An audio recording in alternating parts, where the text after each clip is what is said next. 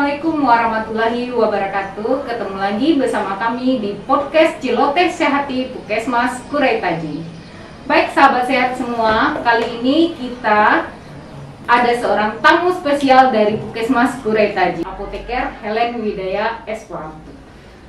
Kita bincang-bincang sedikit ya Bu ya, mengenai bagaimana seorang apoteker bekerja di Puskesmas Kuretaji dan bagaimana kecintaan dari Ibu Helen ini terhadap Puskesmas Kuretaji.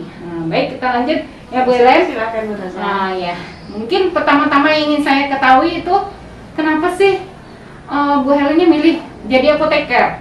Setelah lulus SMA, kenapa milihnya apoteker? Kan ada jurusan kesehatan yang lain, misalnya jadi dokter atau jadi bidan misalnya, atau jadi perawat. Kenapa milihnya apoteker? Iya. Kenapa tidak jurusan yang lain gitu?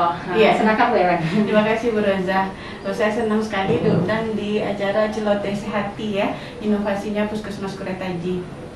Ya, baiklah, sehubungan dengan pertanyaan Bu Rosa tadi, sebetulnya cita-cita awal saya itu adalah menjadi seorang guru. Iya. Ya, tapi waktu SMA saya jurusan IPA, sama dulu kan IPA. Jadi saya memang punya kecenderungan untuk memahami ilmu-ilmu kimia, fisika dan matematika. Jadi pada saat pemilihan jurusan itu tidak terlepas dari kontribusi almarhum ayah saya.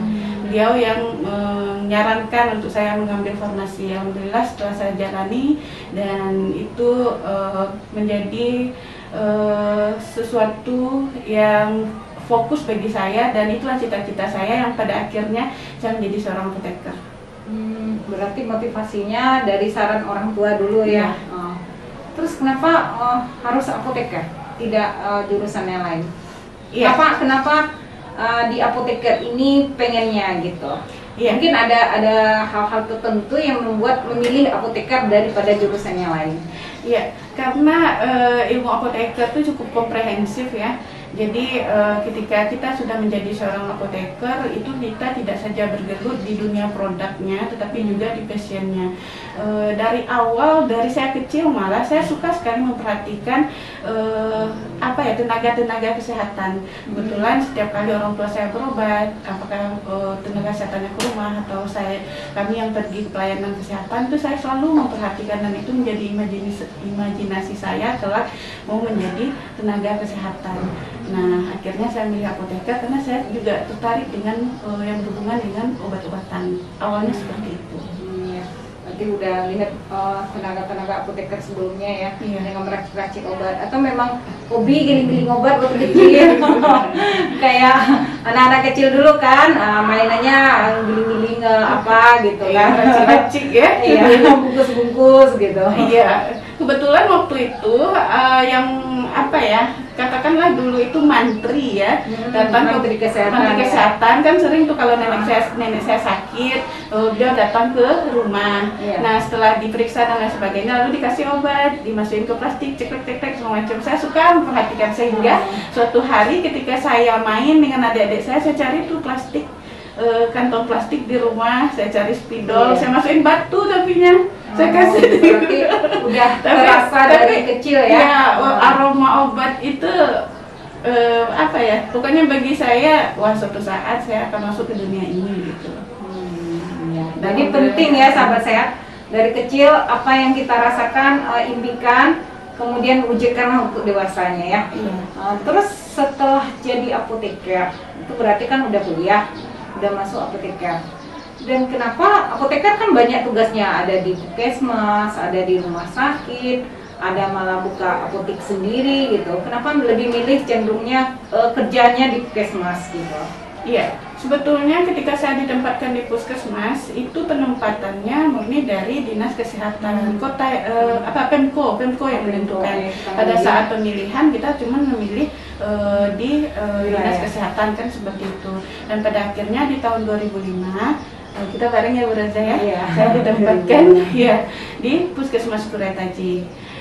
Qadarullah, takdir Allah, kebetulan itu adalah sesuatu yang dari dulu merupakan cita-cita saya juga. Kenapa? Karena mulai dari kuliah gitu kan spesifikasi ilmu farmasi itu banyak. Ada kimia bahan alam, kemudian farmakognosi, kemudian formulasi, kemudian farmakologi dan lain sebagainya. Ilmu yang paling saya cintai itu adalah farmasi klinis dan farmakologi. Itulah sebabnya ketika penelitian saya penelitian S1 ya Bu Roza, saya lebih cenderung untuk memilih penelitian di rumah sakit. Waktu itu saya penelitian di rumah sakit M. Jamil. Di saat teman-teman yang lain lebih banyak ke lab, ke labor atau ke lab formulasi maupun KBA. Waktu itu saya memilih penelitian komunitas ya di rumah sakit. Kebetulan pembimbing akademik saya juga mengarahkan seperti itu, dan saya juga mendapatkan pembimbing 2. Beliau adalah praktisi di Rumah Sakit M. Jamil yang menjadi inspirasi juga bagi saya ya. Luar biasa beliau adalah seorang apoteker spesialis farmasi rumah sakit. Akhirnya beliau yang membimbing saya. Nah, ketika saya tes PNS dan akhirnya ditempatkan di Pemko Pariaman, rupanya saya ditakdirkan ditempatkan di Puskesmas. Dan pada saat itu saya sudah berpikir bagaimana mengeksplor ilmu-ilmu yang selama ini sudah saya dapati. Jadi arah atau jalannya itu pas gitu. Seperti itu. Oke, ya. Berarti setelah jadi apoteker, kemudian itu kan kenapa akhirnya jadi apoteker di Puskesmas? Merasa ilmunya bisa diterapkan ya di Puskesmas, apalagi kita kan kontak langsung dengan masyarakat berarti ya. Kalau di rumah sakit mungkin tidak. Pada saat itu Kota Pariaman belum ada rumah sakit. Belum ada rumah sakit ya. Terus setelah kerja di Puskesmas, sudah merasakan kerja di Puskesmas, apa yang terpikirkan sama Bu Helen bagaimana agar farmasi ini berkembang gitu loh. Soalnya saya ingat kalau dulu mungkin tidak begitu terdengar gaung apoteker di Puskesmas. Biasanya kan di Puskesmas itu hanya ada petugas tenaga teknis. Asisten apoteker kalau dulunya ya. Terus belum begitu banyak lah apoteker di Puskesmas. Biasanya apoteker selalu ditempatkan orang di rumah sakit. Terus bagaimana cara akhirnya memang orang melirik farmasi ini adalah memang suatu bagian di Puskesmas yang penting gitu. Iya, betul. Bukan hanya pelengkap ya. Terima kasih Bu Roza, ini menarik sekali ya, karena di awal ketika beberapa di antara kami waktu itu kebetulan pengangkatan CPNS besar-besaran, jadi ada beberapa teman seangkatan saya yang juga ditempatkan di kabupaten kota lain atau di luar provinsi yang di Puskesmas. Pada saat itu ada di antara teman-teman merasa hopeless, loh kenapa kita di Puskesmas, pekerjaannya ini saja. Dia telepon, saya kan seperti itu. Tapi pada titik itu saya tidak bukan bagian dari orang yang berpikir seperti itu. Ketika saya ditempatkan di Puskesmas, artinya saya bertekad memberi warna baru di Puskesmas tersebut. Di awal yang saya lakukan adalah memandang wajah kefarmasian mulai dari hulu sampai ke hilir. Bagian-bagian mana saja yang mesti saya benahi dan bagian-bagian mana saja di kefarmasian ini yang harus kita upgrade atau kita tingkatkan mutunya, sehingga dengan keberadaan apoteker di Puskesmas itu wajah Puskesmas yang kita temui menjadi berubah. Nah, kemudian pada saat itu mulailah saya mapping permasalahan, mulai dari soalan manajemen sampai pelayanan sampai ke paradigma kefarmasian yang sesungguhnya. Karena pada saat itu sudah terjadi perluasan paradigma kefarmasian yang awalnya cuma drug oriented, orientasinya hanya pada obat, yaitu farmasian yang fokus pada pengelolaan obat, tetapi sudah dilakukan perluasan dalam arti dari drug oriented menuju patient oriented, ke patient oriented. Artinya apa? Ketika seorang apoteker ada di Puskesmas, itu artinya dia harus menjalankan yang namanya aspek farmasi klinis secara utuh. Ada konseling, bukan saja dari aspek kajian resep, penyerahan obat saja, tetapi juga dilengkapi dengan pelayanan informasi obat, konseling, kemudian pemantauan terapi obat, evaluasi penggunaan obat, sampai monitoring efek samping obat. Itu tertuang di standar pelayanan kefarmasian. Semua saya jalankan sesuai dengan standar yang sudah ada. Nah, itu yang membuat akhirnya dengan semangat ya, pastinya dengan bimbingan dari teman-teman di Dinas Kesehatan Kota, Provinsi, dan juga Kementerian Kesehatan, kita jalankan semua. Dilatih ini langsung saya terapkan, diberikan pencerahan ini langsung saya terapkan, dan kita juga rutin memberikan pelaporan-pelaporan apa yang minta kita berikan, dan kita juga berupaya melakukan inovasi-inovasi sehingga jika dibilang kenapa sih di puskesmas, kenapa betah sekali di puskesmas, saya tidak pernah merasa jenuh, karena dari hari ke hari, dari waktu ke waktu yang saya lakukan adalah bagaimana sesuatu itu berubah menjadi lebih baik. Dan alhamdulillah saya ditempatkan di puskesmas di mana teman-teman, kemudian pucuk pimpinannya juga support akan hal itu dari awal. Dari mulai Pak Maswir, saya sampaikan, ini loh Pak, saya ingin benahi ini, mohon supportnya, saya mau konseling, mohon supportnya. Pada saat itu, karena belum ada ruang konseling, Pak Maswir memberikan sebuah meja kepada saya, tapi bergabung dengan ruangan lain, gitu kan. Kemudian setelah bangunan baru kita sudah punya ruangan konseling sendiri. Nah, kemudian berarti saya sudah menjalankan dua aspek yang tertuang di standar pelayanan farmasian, yaitu aspek manajemen pengelolaan obat dan aspek farmasi klinis. Nah, kemudian seiring berjalannya waktu, ketika seorang apoteker ditempatkan di puskesmas, artinya kita melekat sebagai tenaga promosi kesehatan juga, bukan? Karena kita tahu bahwasanya program pokok puskesmas bukan di kuratif, tapi di promotif dan preventif. Akhirnya berkolaborasi dengan pemegang program Promkes yang pada saat itu juga Niroza ya. Kita lakukanlah beberapa kegiatan ke masyarakat, kemudian nah, sahabat saya semua, jadi dahulunya memang kita lihat itu di puskesmas, farmasi itu belum begitu dikenal orang, sehingga masyarakat tuh kadang-kadang menyapanya cuman taunya petugas itu kalau kesehatan bisa dokter, bidan, misalnya perawat.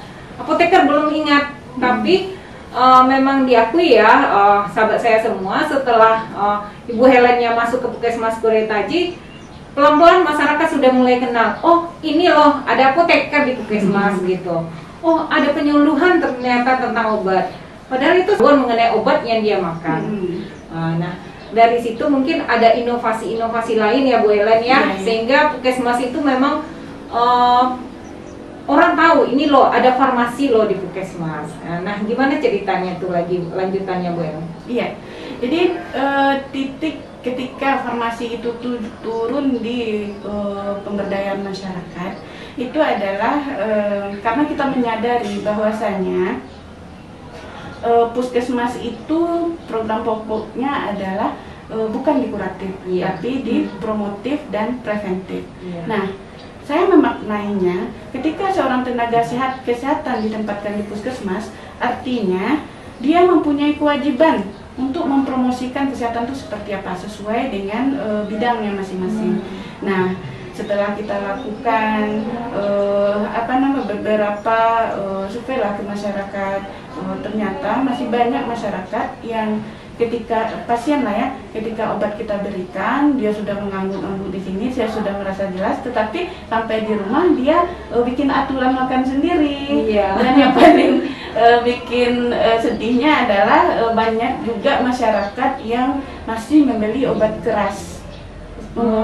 Masih membeli obat keras ke toko obat sendiri, dia benahi urusan kesehatannya sendiri tanpa melakukan kontrol ke puskesmas. Itu kami dapati ketika kita bongkar.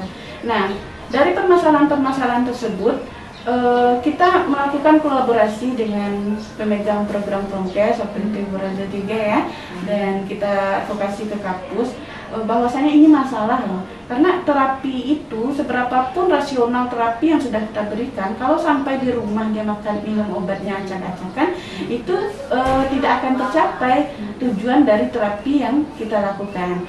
Nah, karena itulah kita melakukan apakah penyuluhan, kemudian pernah waktu itu kita sempat penyuluhan via radio bareng teman-teman Promkes. Kemudian kita melakukan kegiatan CBIA, Gemar Cermat dan lain sebagainya. Tujuannya adalah bagaimana masyarakat itu cerdas dalam menggunakan obat. Nah, ya, jadi semua kegiatan-kegiatan itu saya dokumentasikan, saya publikasi. Itu tujuan saya apa? Tujuan saya adalah untuk branding apoteker itu sendiri di puskesmas. Nah, saya berpikir seperti ini. Ketika kita berada di grassroots, kita lakukan upaya semaksimal mungkin untuk muncul ke permukaan. Nah, salah satu upaya yang saya lakukan adalah bagaimana supaya orang tahu bahwa ini loh yang telah dilakukan apoteker di puskesmas. Saya ikutilah perlombaan tenaga teladan. Waktu itu bareng Burada juga, Burada utusan dari bidan teladan ya dari kota. Ya, dan sama-sama juara tingkat kota. Kemudian kita lulus di provinsi. Pada saat itu saya lillahi ta'ala bukan tujuan itu memang bukan utama. Tujuan utama saya adalah bagaimana memperdengarkan peran apoteker itu di tingkat kota dan menggaungkannya bahkan sampai ke provinsi. Itu tujuan saya. Nah, maksud saya supaya ketika orang mendengar ini loh peran apoteker di puskesmas, harapan saya adalah pemerintahan kota atau kabupaten dimanapun itu berada ikut memahami bahwasanya apoteker itu perlu loh di puskesmas. Nah, jadi seperti itu. Nah, pada saat itulah titik baliknya ketika yang saya lakukan itu terdengar di Kementerian Kesehatan. Ya, kita coba urut dari inovasi dulu. Mungkin inovasi yang kita bawa waktu sebenarnya bukan tujuan untuk lomba ya, tapi memang untuk bagaimana menyadarkan masyarakat bahwa pentingnya penggunaan obat secara benar dan tepat. Ya, jadi CBIA itu sebetulnya sebuah metode yang sudah dilakukan penelitiannya oleh seorang dosen ya di sebuah perguruan tinggi, bahwasanya itu adalah metode yang paling praktis untuk mengedukasi, terutama mengedukasi masyarakat terkait dengan penggunaan obat. Nah, jadi metodenya apa? Kalau selama ini kita penyuluhan itu langsung penyuluhan biasa aja, bicara saja itu satu arah. Biasanya si peserta itu tidak begitu mudah jenuh. Jadi sampai di rumah dia lupa dengan apa yang kita sampaikan. Nah, CBIA ini kita membentuk kelompok-kelompok ya, kelompok yang terdiri dari maksimal itu 10 orang, satu mentornya gitu kan. Kemudian kita menggunakan medianya adalah katakanlah kotak-kotak obat yang biasa digunakannya, kotak obat yang untuk obat-obat yang biasa digunakannya di tengah-tengah sehari-hari. Misalnya katakanlah saya sebut merek aja ya, Panadol, Paramek atau apa yang gitu. biasa dia kenal di obat. Iya, jadi ketika dia pegang dia bisa lihat sendiri golongan obatnya apa, kita ajarin gimana melihat komposisinya. Kemudian bagaimana melihat semua informasi yang ada di kemasan tersebut. Biasanya mudah melekat. Kenapa masyarakat perlu kita edukasi untuk melihat apa sih komposisi dari obat ini? Tujuannya adalah supaya tidak terjadi duplikasi terapi. Katakanlah anaknya demam, setelah dia beli Panadol isinya kan paracetamol. Kemudian karena dia merasa resah, misalnya karena luntur atau bagaimana, akhirnya dia kepikiran untuk beli Dumin.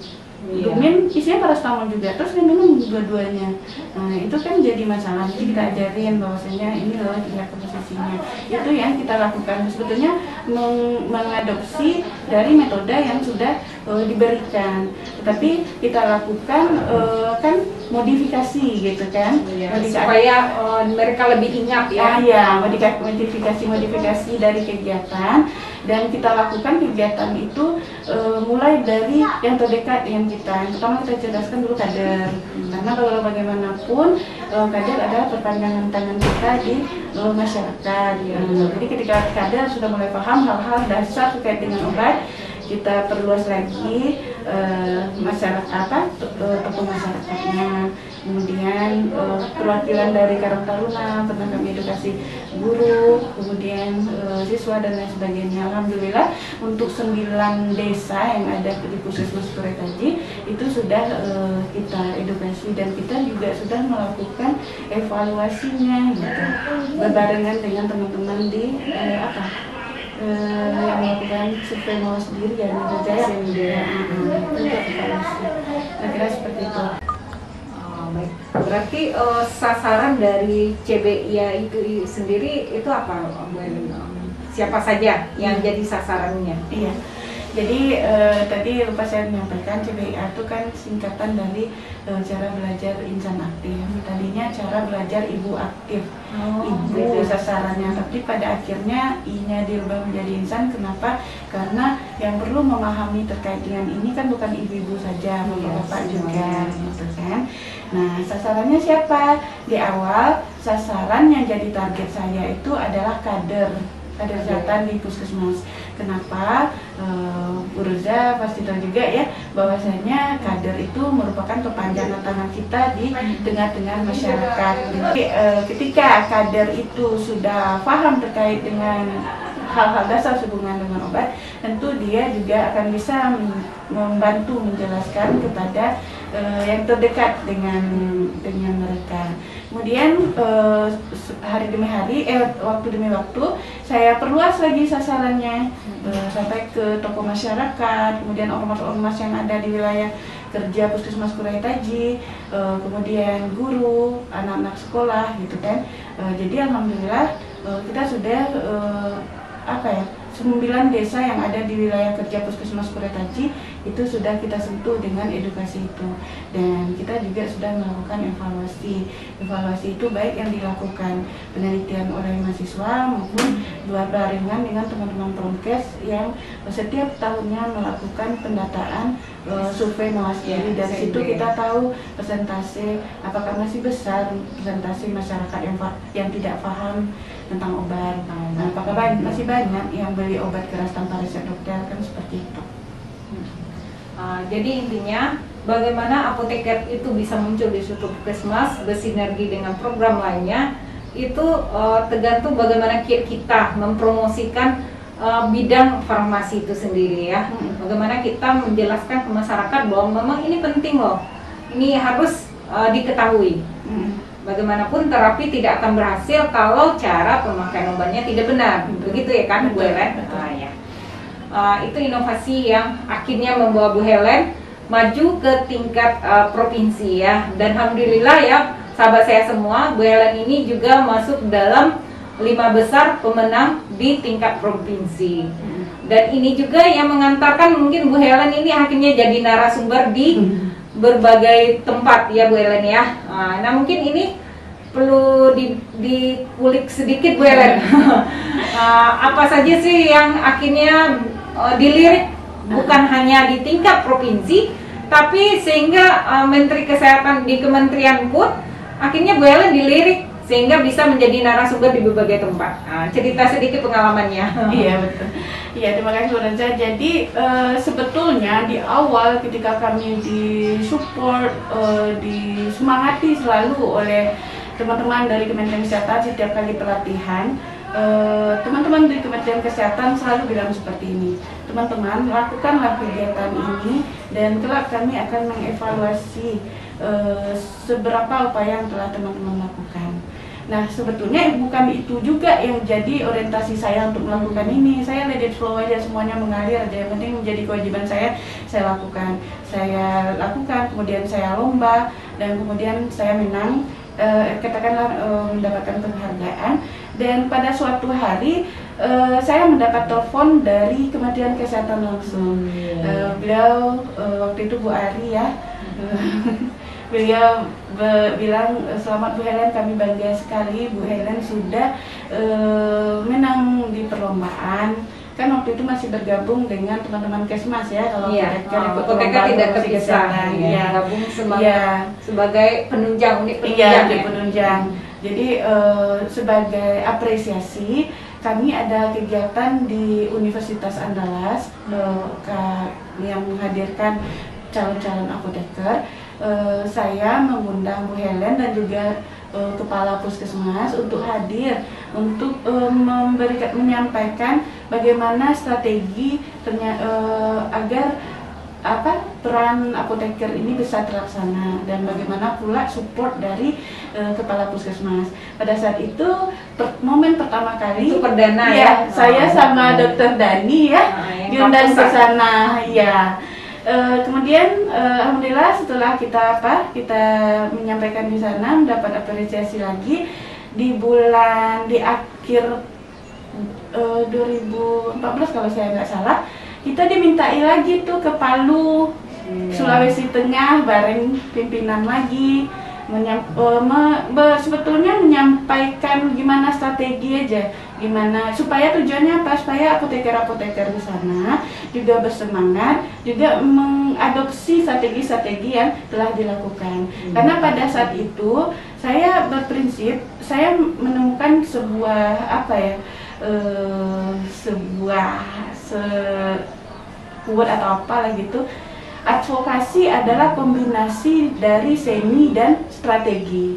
Jadi itu yang saya bilang kepada teman-teman dimanapun berada, ketika kita ingin mengadvokasi Kapus atau siapa saja untuk mensupport kegiatan kita harus juga berseni menyampaikannya. Kemudian melakukan strategi. Nah, strategi mendengar pun merasa bersemangat gitu. Dan strategi itu apa maksudnya? Kita strategi itu ya memanfaatkan momentum. Saya selalu seperti itu, dimanapun kesempatan untuk menyampaikan ini loh peran farmasi itu akan saya sampaikan. Flash disk itu selalu flash disk yang berisikan uraian dari kegiatan saya selalu ada di momen-momen yang bisa saya ngomong gitu. Apakah saya ingat dulu di depan Pak Tripipo, mohon waktunya saya mau menyampaikan ini. Itu tujuan saya bukan apa-apa, itu untuk branding apoteker di Puskesmas. Nah, kemudian di Palu sama Pak Dani lagi, dan alhamdulillah di tahun-tahun berikutnya setiap tahun gitu, kadang-kadang beberapa kali dalam setahun saya dibawa ke beberapa provinsi oleh teman-teman ke Kementerian Kesehatan Kalimantan, kemudian Kepulauan Riau, itu momen yang luar biasa. Jadi intinya bagaimana apoteker di wilayah lain juga ikut menjadi bersemangat ya, sehingga memunculkan memang kefarmasian itu sangat penting. Apoteker itu penting loh di puskesmas. Itu intinya ya.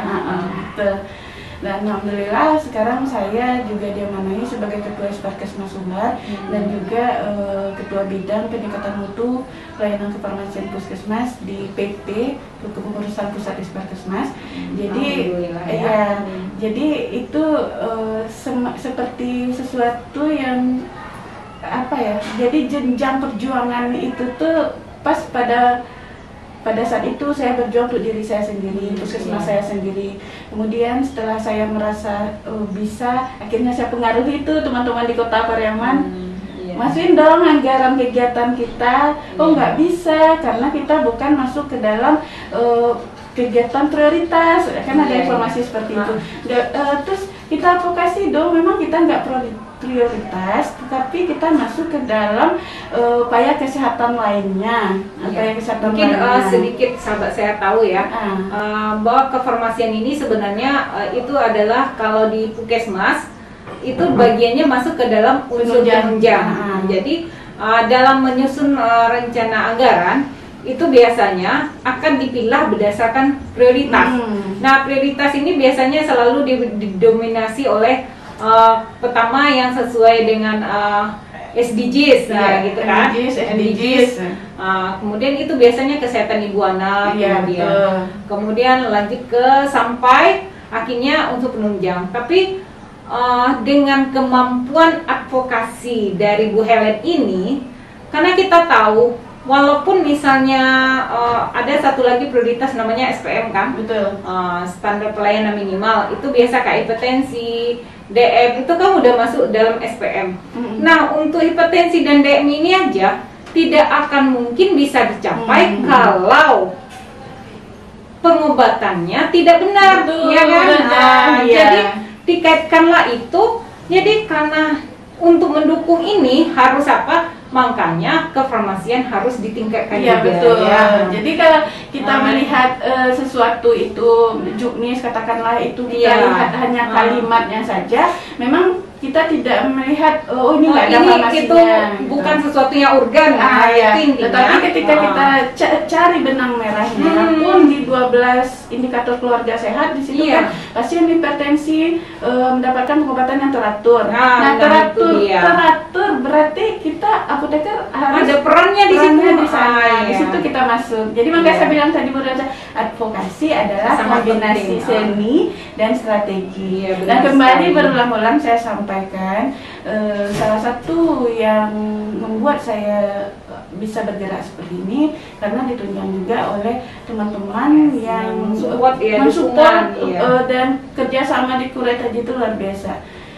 Intinya begini ya sahabat saya semua, mungkin pas kita maksudnya di farmasi ini ya ada apoteker yang berusaha menaikkan dengan pasti ada sanggahan itu. Ini bukan program prioritas gitu kan.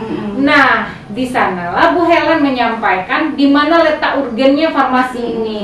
Sehingga walaupun dia tidak prioritas tapi adalah dia pendukung utama yang sehingga apa yang prioritas itu bisa tercapai. Nah, gitu sahabat sehat. Nah, para apoteker jangan lupa itu. Jadi tetap semangat, jangan pantang menyerah. Nah, apalagi kerja di Puskesmas itu untuk masyarakat ya. Nah, ya. Terus mungkin itu yang membuat semangatnya ini kalau kita lihat ya, Bu Helen ini juga adalah PJ Mutu waktu akreditasi Puskesmas Kuret Haji 2017. Nah, Ibu Helen inilah yang menyemangati kita untuk cepat-cepat kita untuk supaya sehingga alhamdulillah Puskesmas jadi akreditasi utama, ya kan?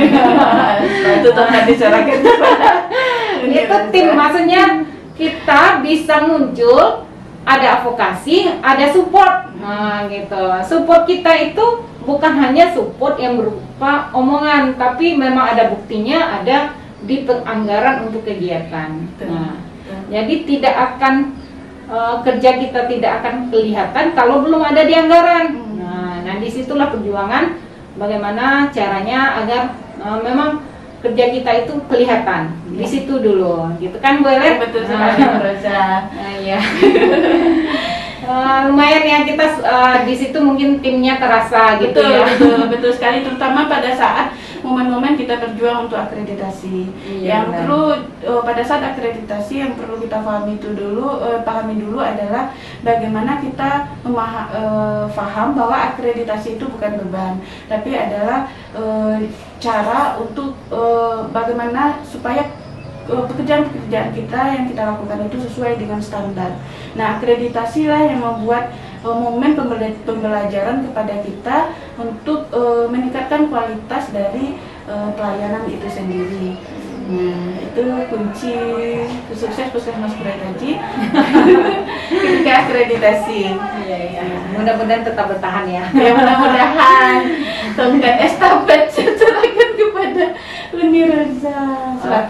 Oke, sahabat sehat, tadi kita udah bicara tentang inovasi, bagaimana perjalanan dari Ibu Helen sehingga bisa menjadi narasumber baik di tingkat lokal di provinsi maupun tingkat nasional. Nah, mungkin selanjutnya ada kali pesan-pesan khusus dari Bu Helen itu terutama bagi para apoteker yang sekarang sedang bekerja di Puskesmas. Iya, betul. Terima kasih Bu Roza. Jadi pertama saya ingin berpesan kepada teman-teman calon-calon apoteker maupun apoteker yang saat ini sudah ada di Puskesmas. Saya menyampaikan bahwa dimanapun kita berpraktek, apakah di Puskesmas atau di mana saja itu, pastikan kita menjaga marwah profesi. Dalam arti kita betul-betul mencintai profesi dan kita betul-betul menjaga nama profesi kita tersebut. Ketika kita cinta, makna cinta itu sendiri Roza. Ketika Bu Roza mencintai suami, pasti cita-cita Bu Roza adalah menumbuhkan bagaimana suami menjadi baik dari hari ke hari. Nah, kan seperti itu. Nah, ketika kita cinta pada profesi atau pekerjaan kita, kita pasti ingin bagaimana profesi kita itu bertumbuh dari waktu ke waktu. Jadi semuanya itu berawal dari cinta itu sendiri. Nah, cintai dulu cintai dulu profesinya. profesi. Nah, kalau untuk teman-teman sekalian aja nih Reza, Ya. untuk teman-teman secara keseluruhan ya, terkait dengan pekerjaan dan lain sebagainya. Yang penting dalam bekerja itu kita niatkan dulu untuk ibadah, dan jangan hitung-hitungan dengan energi atau pikiran yang kita sumbangkan, karena pada prinsipnya adalah Allah tidak akan menyia-nyiakan hal-hal kecil yang kita lakukan itu, walaupun itu simple, sederhana, tetapi ketika kita ikhlas melakukan, tidak kita perhitungkan itu, ini terlalu rumit dan lain sebagainya, Allah akan telah pasti menyiapkan hadiah buat kita dalam bentuk apapun itu. Apakah dalam bentuk, tidak melulu kita pikirkan dalam bentuk uang, tetapi dalam bentuk kesempatan, kemudian dalam bentuk kelapangan hati gitu, mendapatkan relasi, link, itu kan semacam hadiah atau pintu-pintu yang dibukakan Allah.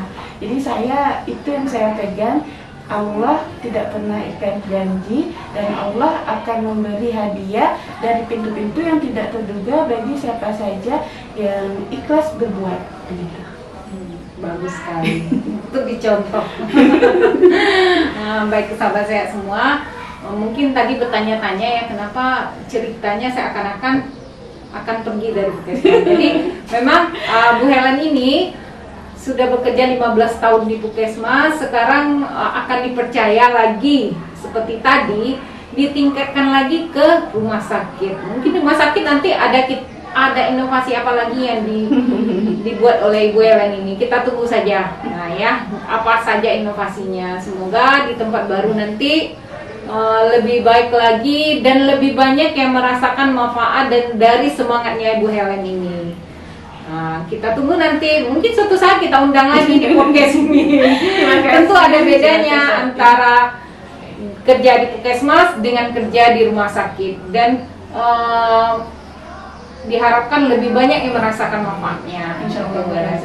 Dan karena memang udah sebentar lagi akan pergi, tentu banyak kenangan sekali ya yang dirasakan selama bekerja, terutama di Puskesmas Kuretaji ini. Mungkin bisa sahabat saya mendengarnya, apa sih kenangan yang rasanya, atau bagi-bagi teman-teman alumni Puskesmas Kuretaji juga mungkin bisa mendengarkan apa yang membuat sehingga begitu lama bertahan di Puskesmas Kuretaji ini, apa sih kenangannya yang sangat berarti gitu. Silakan Ibu. Bu Roda mancing-mancing nih.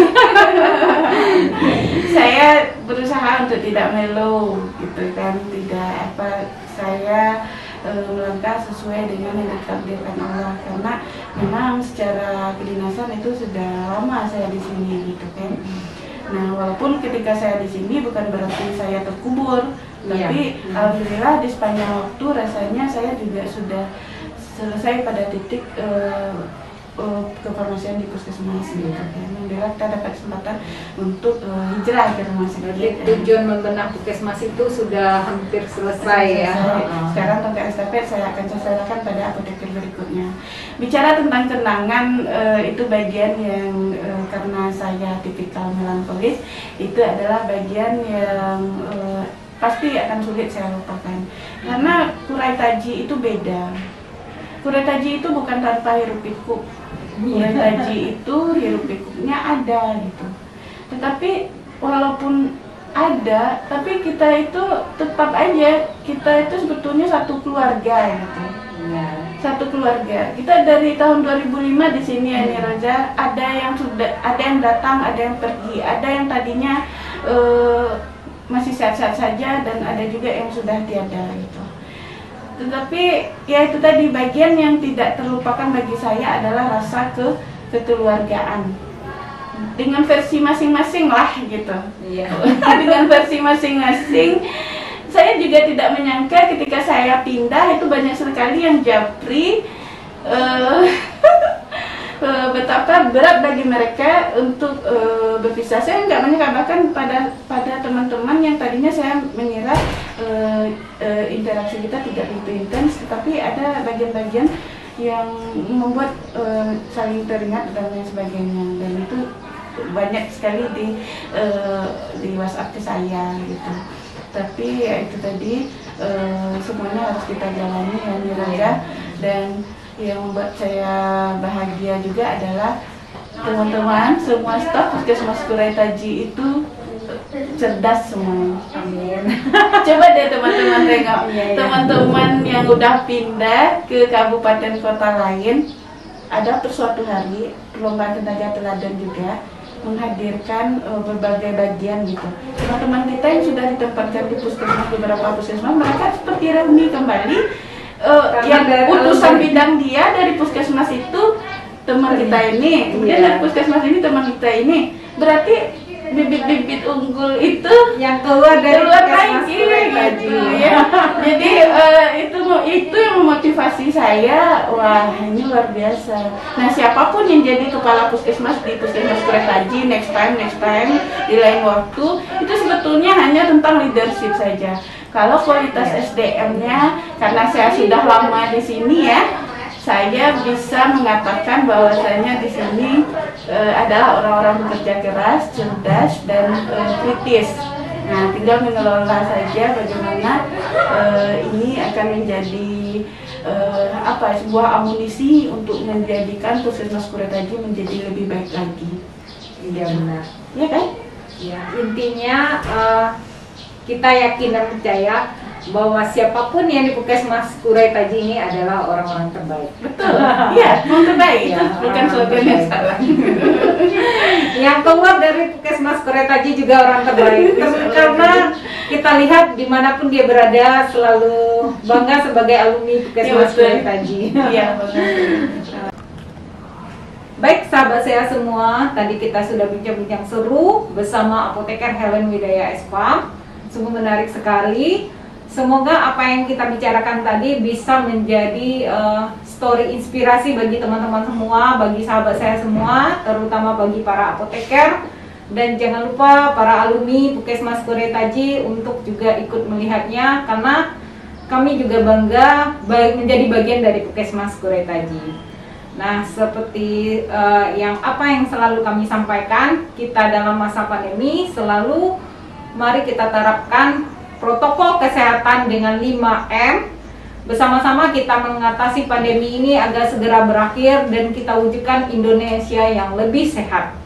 Salam sehat. Assalamualaikum warahmatullahi wabarakatuh.